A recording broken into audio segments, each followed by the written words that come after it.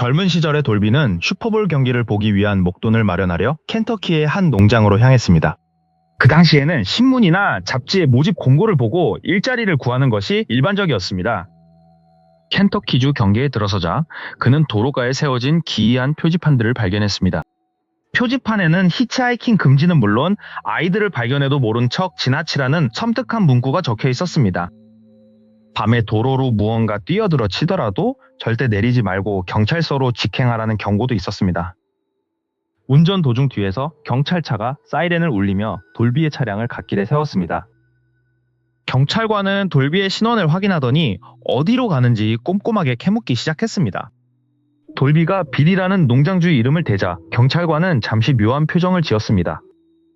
경찰관은 빌에게 전해줄 물건이 있다며 돌비를 인근 경찰서로 잠시 데려갔습니다.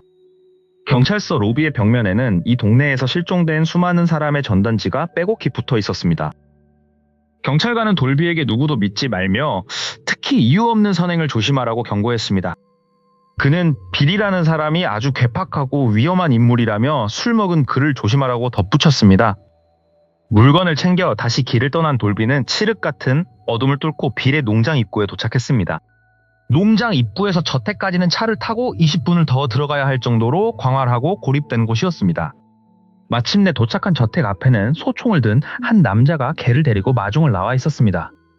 예상과 달리 그는 온화한 말투로 돌비를 환영하며 안으로 안내했습니다. 하지만 돌비는 경찰관이 말했던 괴팍한 빌의 모습과 너무 다른 그의 모습에 의구심을 느꼈습니다. 저택 안에는 3명의 멕시칸 노동자들이 이미 자리를 잡고 식사를 하고 있었습니다. 그들은 돌비에게 짧은 인사를 건넸지만 어딘지 모르게 초조하고 경직된 분위기였습니다. 돌비는 배정받은 3층 방으로 올라가 짐을 풀며 창밖의 적막한 농장을 내려다보았습니다. 다음 날부터 돌비의 일과는 아침 7시부터 오후 3시까지 농약을 챙기고 자비를 돕는 것이었습니다. 빌은 가끔 경비행기를 몰고 나가 넓은 밭에 농약을 뿌리기도 했습니다. 돌비는 혼자 넓은 구역의 밭을 정비하며 문득 경찰관의 경고를 다시 떠올렸습니다. 만약 지금의 이 온화한 빌이 진짜 빌이 아니라면 진짜 빌은 어디로 사라진 것일까요? 돌비의 불신이 싹트기 시작했을 무렵 한 달 뒤 경찰차가 다시 농장으로 들어왔습니다. 예전에 물건을 전해달라고 했던 그 경찰관이었습니다. 경찰관은 빌의 행방을 물었고 돌비는 그가 뒤편 창고에 있을 것이라고 답했습니다. 경찰관이 창고로 간 사이 남은 부하 직원은 이상하게도 흙의 냄새를 맡으며 주변을 살폈습니다. 잠시 후 창고에서 나온 경찰관은 빌이 부재 중이라며 마을로 돌아가겠다고 말했습니다.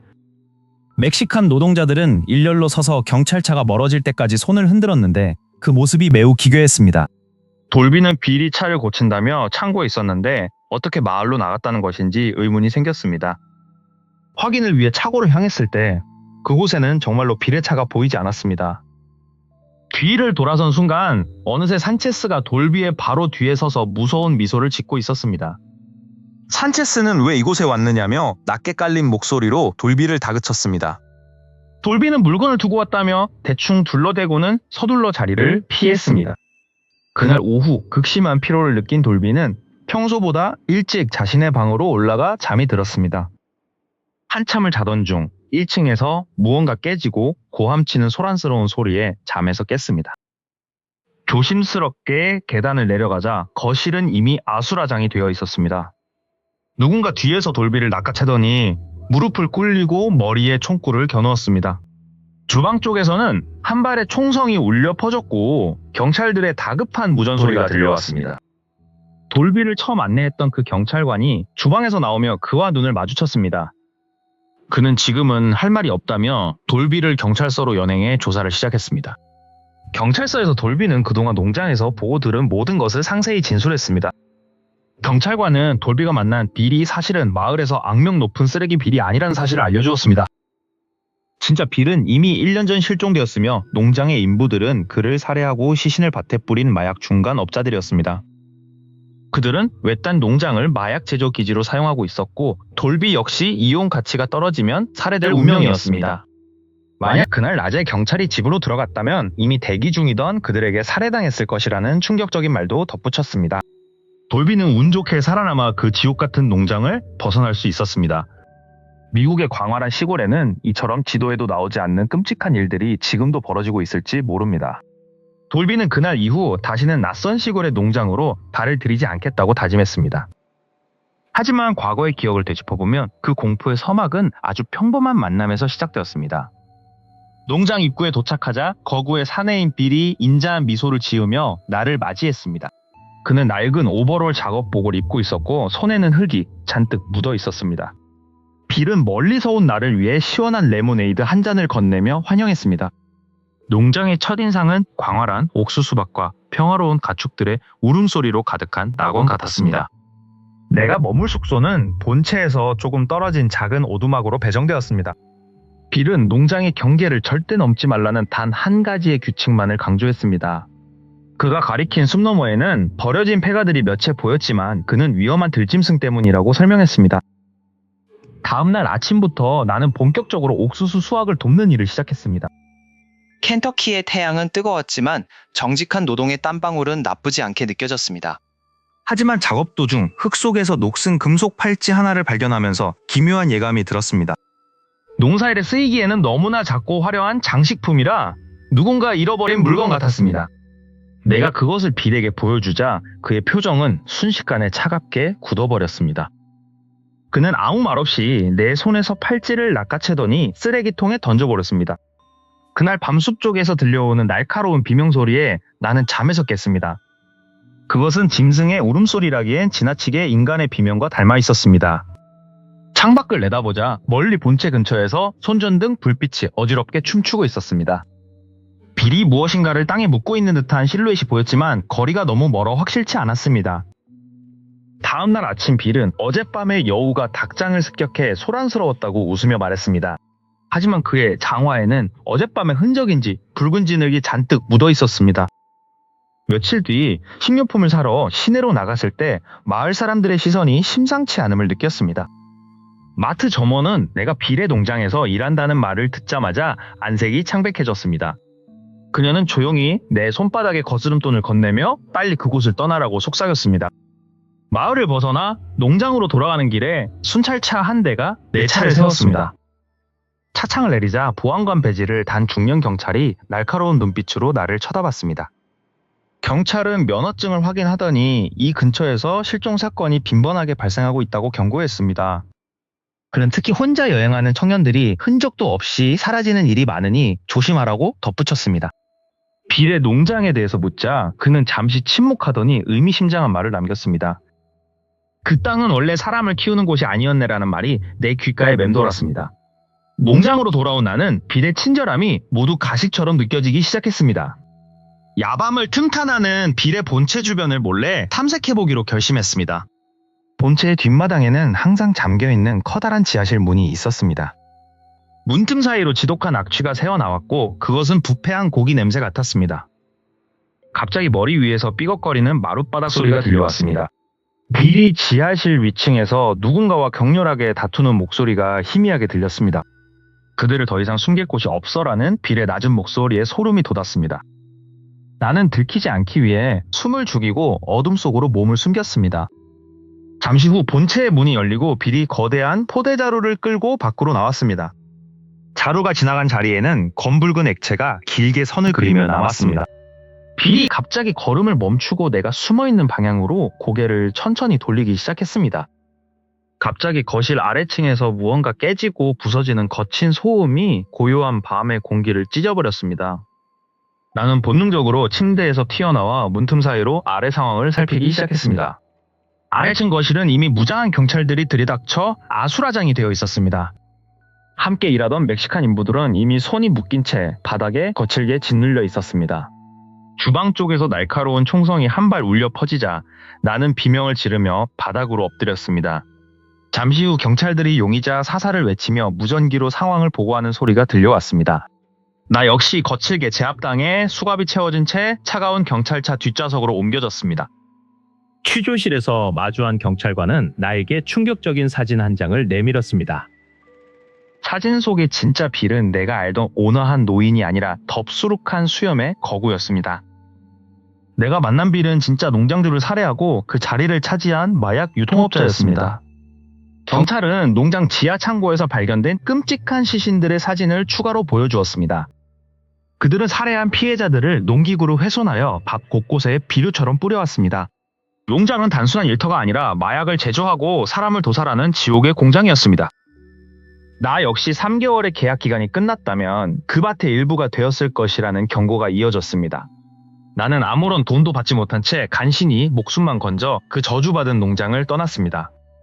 시간이 흘러 한국으로 돌아온 나는 그날의 공포를 잊으려 애쓰며 평범한 일상을 보냈습니다.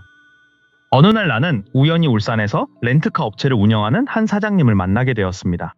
그 사장님은 자신이 겪었던 기묘한 차량과 관련된 이야기를 천천히 꺼내기 시작했습니다. 모든 사건의 시작은 2000년대 초반 검은색 세단 한 대를 빌려간 4명의 손님이었습니다. 그들은 여행을 가는 듯 보였지만 얼굴에는 생기라고는 전혀 없는 기묘한 표정들이었습니다. 3박 4일의 대여 기간이 지났음에도 차는 돌아오지 않았고 연락은 모두 끊겼습니다. 며칠 뒤 사장님은 경찰로부터 그 차량 내에서 4명이 동반 자살했다는 연락을 받았습니다. 차 안에는 그들이 마지막으로 남긴 끔찍한 악취와 기분 나쁜 흔적들만 가득했습니다. 사장님은 차를 포기할 수 없어 며칠 동안 직접 차 구석구석을 락스로 닦아냈습니다. 냄새는 사라진 듯 했지만 차 안에 앉으면 왠지 모를 한기가 온몸을 감쌌습니다. 생계가 급했던 사장님은 결국 그 사실을 숨기고 다시 차를 대여 목록에 올렸습니다. 얼마 후 단골이었던 박 사장이 급하게 세단 2대를 빌려달라며 찾아왔습니다. 사장님은 망설였지만 박 사장의 고집에 못 이겨 문제의 차량을 내어주고 말았습니다. 다음날 차를 반납하러 온 박 사장은 직원이 밤새 이상한 악몽을 꾸었다며 투덜댔습니다. 사장님은 가슴이 철렁했지만 대수롭지 않은 척 넘기며 상황을 모면했습니다. 하지만 그날 이후 박 사장은 다시는 렌트카 사무실을 찾지 않았습니다. 몇 달 뒤 화려한 한복을 입은 낯선 여성이 사무실 문을 거칠게 열고 들어왔습니다. 그녀는 사장님을 보자마자 다짜고짜 뺨을 후려치며 불호령을 내렸습니다. 그녀는 차의 잡기가 수십 마리나 들러붙어 사람들의 전기를 빨아먹고 있다고 경고했습니다. 이 차는 이미 굴러다니는 귀신의 집이니 당장 폐차하지 않으면 당신이 죽을 것이라 했습니다. 사장님은 겁에 질려 박 사장을 찾아갔지만 그는 이미 흔적도 없이 사라진 뒤였습니다. 결국 사장님은 무속인의 말에 따라 큰 손해를 감수하고 차량을 폐차장으로 보냈습니다. 폐차가 완료된 그날 밤 죽은 줄 알았던 박 사장이 사무실로 다시 찾아왔습니다. 그는 눈에 핏발이 선 채로 그 검은색 세단이 어디 있냐며 소리를 질러댔습니다. 박 사장은 내 눈을 뚫어지게 노려보며 차 안에 두고 온 것이 있다며 내 목을 조르기 시작했습니다. 박 사장은 광기 어린 눈으로 나를 노려보며 내 목을 강하게 조여왔습니다. 숨이 막혀오는 고통 속에서 나는 이것이 단순한 꿈이 아님을 직감했습니다. 그 순간 정신이 번쩍 들며 나는 거친 숨을 몰아쉬며 소파에서 일어났습니다. 모든 것이 끔찍한 악몽이었음을 깨닫고 나는 가슴을 쓸어내렸습니다. 나는 한국으로 돌아와 렌트카 업체를 운영하며 평범한 일상을 되찾으려 애쓰고 있었습니다. 그러던 어느 날 4명의 남녀가 찾아와 최고급 세단 한 대를 빌려갔습니다. 그들은 여행을 떠나는 사람치고는 표정이 너무나 어둡고 초조해 보였습니다. 3박 4일의 대여 기간이 지났음에도 차량은 돌아오지 않았고 연락은 두절되었습니다. 불안함이 극에 달했을 무렵 경찰서로부터 한 통의 충격적인 전화가 걸려왔습니다. 빌려간 세단 안에서 4명의 남녀가 모두 숨진 채 발견되었다는 소식이었습니다. 나는 떨리는 마음으로 차를 회수하기 위해 먼 길을 달려 경찰서로 향했습니다. 현장에 도착해 차 문을 여는 순간 형언할 수 없는 기괴한 악취가 쏟아져 나왔습니다. 그것은 피냄새도 아니고 썩은 고기 냄새도 아닌 처음 맡아보는 역겨운 냄새였습니다. 시신은 이미 수습되었지만 차 안에는 그들이 남긴 불길한 기운이 가득했습니다. 나는 탁송 기사를 불러 차를 간신히 사무실 주차장으로 옮겨 놓았습니다. 다음날 아침 나는 직접 고무장갑을 끼고 차 내부를 청소하기 시작했습니다. 락스를 들이붓고 에어컨 필터까지 갈았지만 그 지독한 냄새는 사라지지 않았습니다. 며칠간 환기를 시키고 온갖 방향제를 뿌려도 악취는 시트 구석구석에 배어 있었습니다. 나는 결국 포기하고 차를 주차장 가장 구석진 자리에 처박아 두었습니다.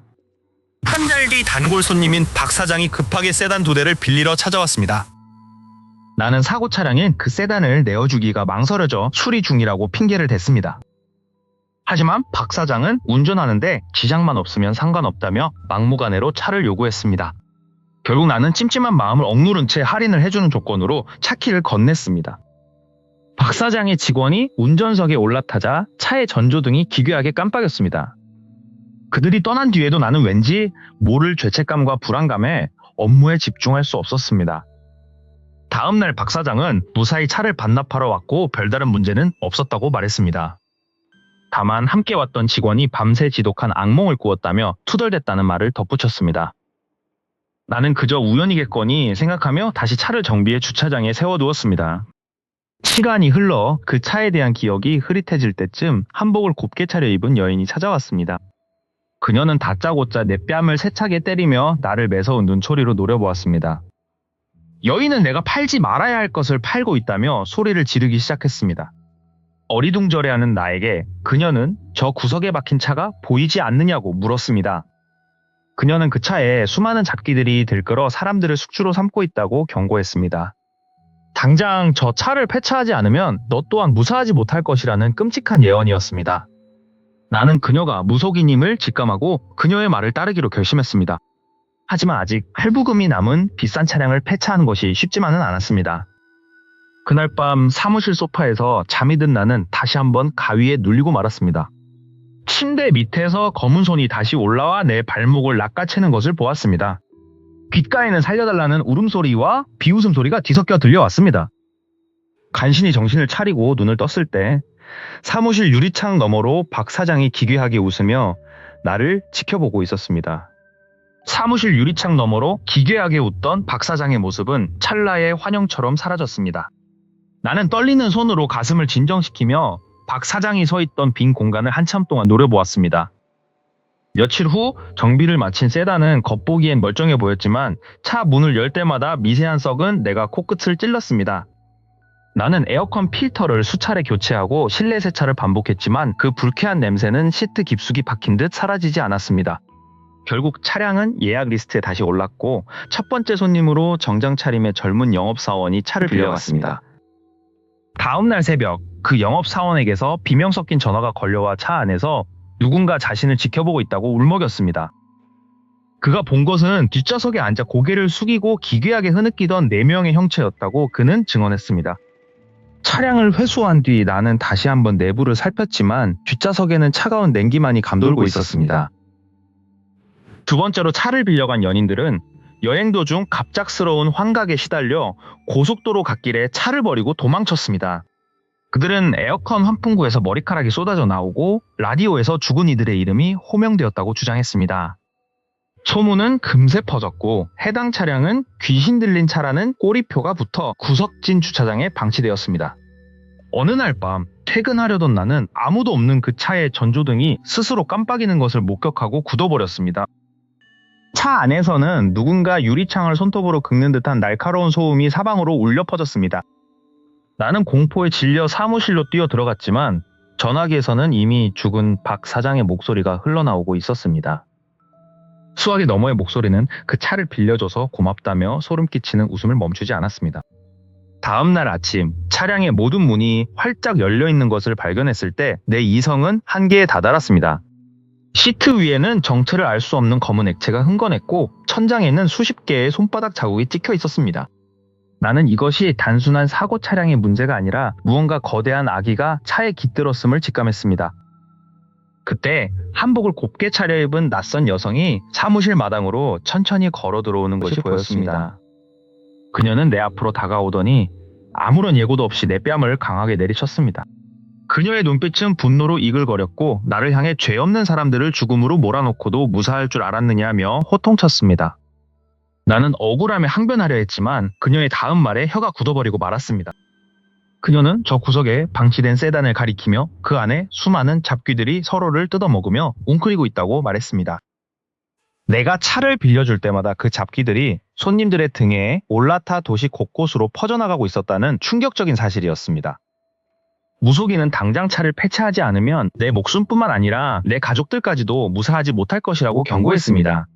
그녀는 이미 차가 거대한 귀신의 집이 되어버려 어떤 구슬로도 해결할 수 없는 단계라고 덧붙였습니다. 나는 그녀를 사무실 안으로 모시고 들어가 더 자세한 이야기를 들으려 했지만 그녀는 내 손을 뿌리치고 밖으로 나갔습니다. 그녀는 먼저 네가 가장 아끼던 단골 손님 박 사장이 어떻게 되었는지부터 알아보라는 수수께끼 같은 말을 남겼습니다.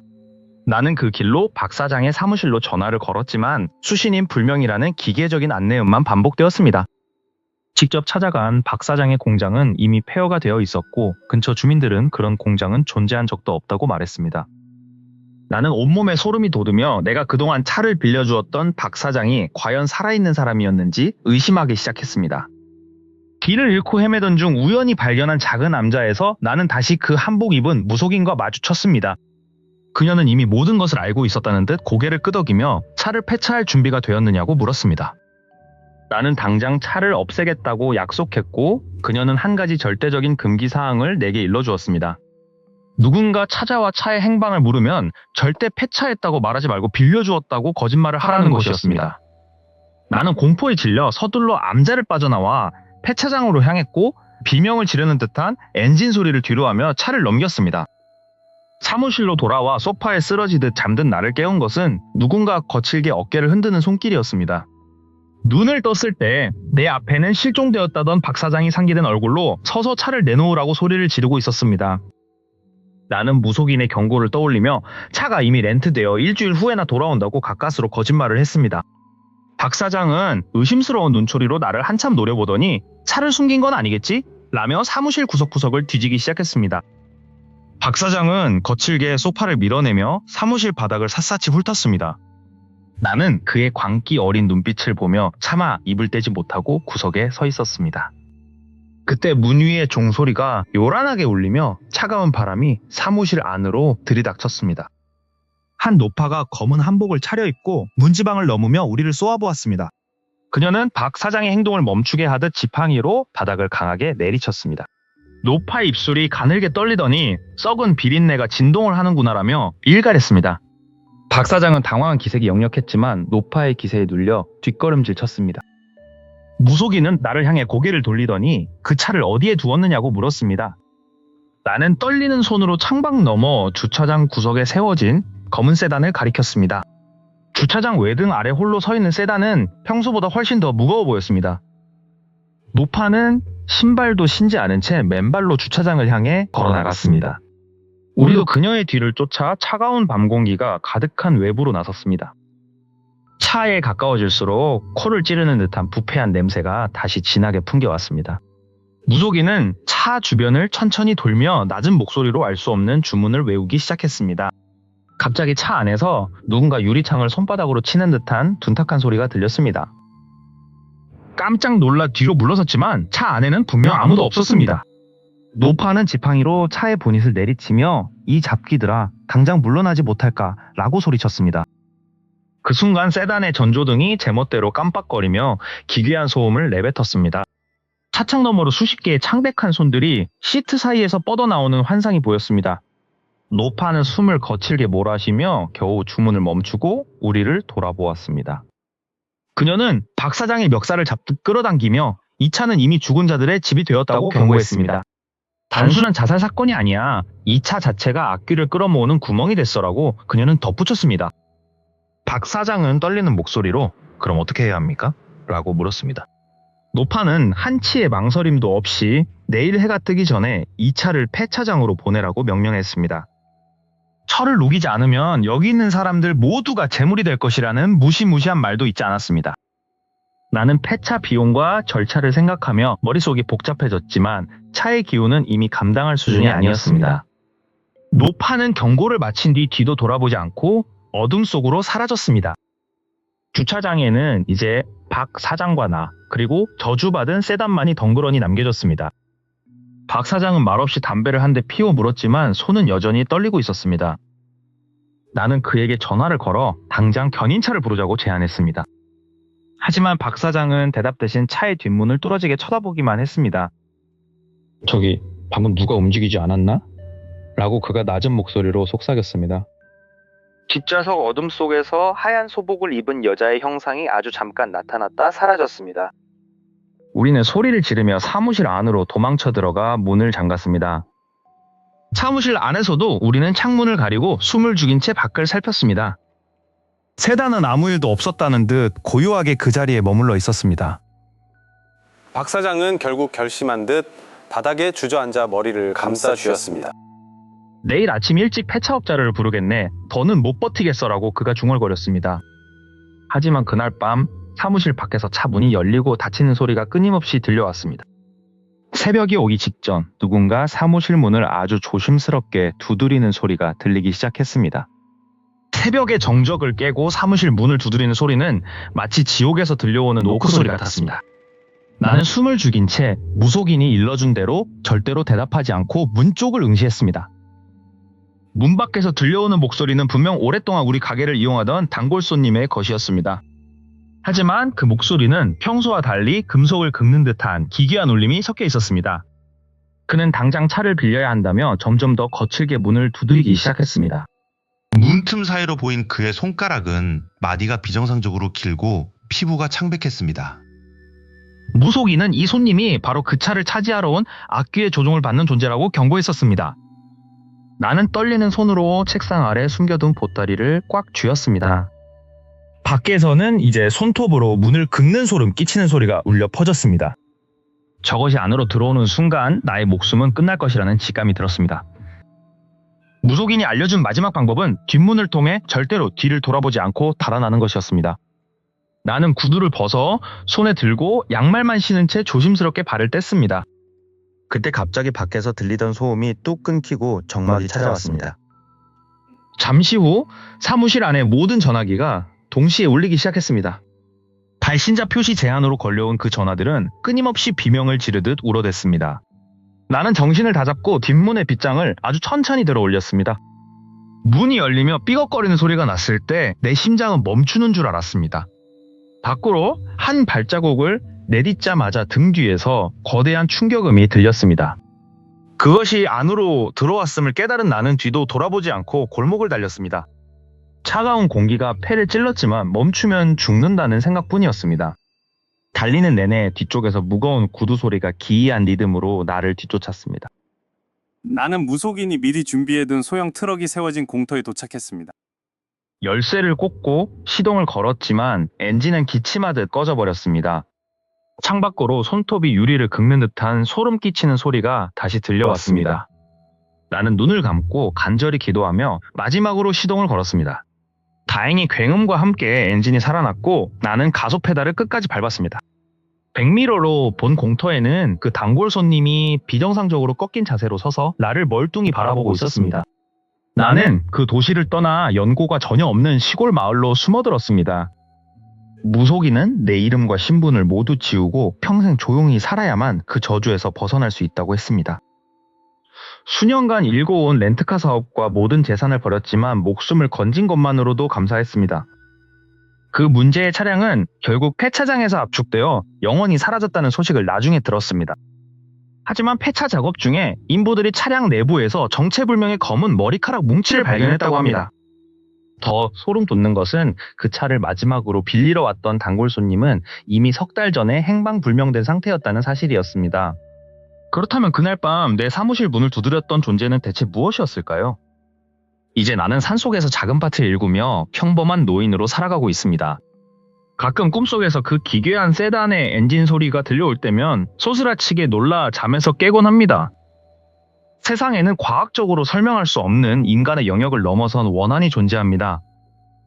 여러분도 만약 길가에 세워진 낡은 차에서 기괴한 악취가 난다면 절대 가까이 가지 마십시오. 그것은 어쩌면 새로운 주인을 찾아 헤매는 악령의 함정일지도 모르기 때문입니다. 드디어 길었던 공포의 시간이 끝났고 나는 이제야 비로소 평온한 안식을 찾았습니다. 세상의 모든 비밀은 어둠 속에 묻어둔 채 이 미스터리한 실화의 막을 내립니다.